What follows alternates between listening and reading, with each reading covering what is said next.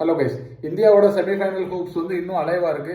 அதாவது இன்னைக்கு south Africa west Indies மேட்ச்ல வந்து சவுத் ஆப்பிரிக்கா ஜெயிச்சுட்டா, அதாவது இந்த நெட் ரன் ரேட்டு அந்த மாதிரி எதுவுமே டிபெண்ட் பண்ணாம இந்தியா ஆடுற அடுத்த ரெண்டு மேட்சே வந்து ஜெயிச்சா ஈஸியா செமிஃபைனல் போயிடலாம் அப்படிங்கிற மாதிரி ஒரு சிச்சுவேஷன் இருந்துச்சு.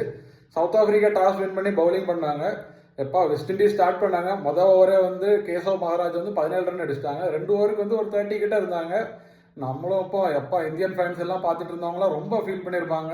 இன்னைக்கு ஒரு 250 அடிச்சிருவாங்களோன்னு யோசிக்கும் போது, என்னைக்குமே இந்த டைம்ல வந்து ஃபார்ம்ல இல்லாத ரபாடா வந்து பவுலிங் போட்டு 2 விக்கெட் எடுத்தாரு.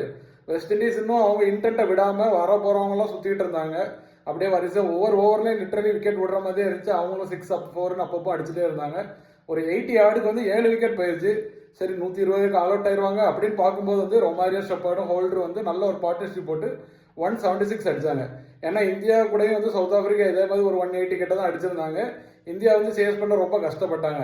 அதனால வந்து ஒருவேளை சவுத் ஆப்பிரிக்கா சோக் பண்ணிடுவாங்களோ அப்படின்னு வந்து சில பேர் நினைச்சிருப்பாங்க. அப்படிதான் இல்லை அப்படின்ட்டு மார்க்ரமும் குவிண்டன் டிகாக்கும் சூப்பராக ஸ்டார்ட் பண்ணாங்க.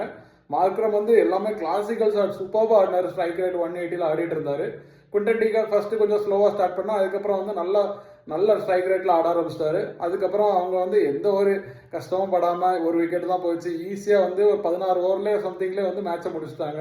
சரி என்னதான் சவுத் ஆப்பிரிக்கா ஜெயிச்சாலும் இந்தியா வெஸ்ட் இண்டீஸ் ஜிம்பாப்வே இந்த 2 மேட்சை ஜெயிக்கணும்லாடா அப்படிங்கிற மாதிரி தான் வந்து யோசிக்க வேண்டியிருக்கு. இன்னைக்கு இந்தியா வந்து ஜிம்பாப்வே கூட எப்படி விளையாடுறாங்கன்னு பார்ப்போம். இன்னைக்கு ஜெயிச்சிட்டாங்கன்னா அடுத்து வந்து வெஸ்ட் இண்டீஸ் கூட. வெஸ்ட் இண்டீஸ் ஈஸியான டீம் கிடையாது, பார்க்கலாம். அதையும் ஜெயிச்சு செமிஃபைனல் போயிடுவாங்க அப்படிங்கிற ஒரு ஹோப்போட இருக்கலாம்.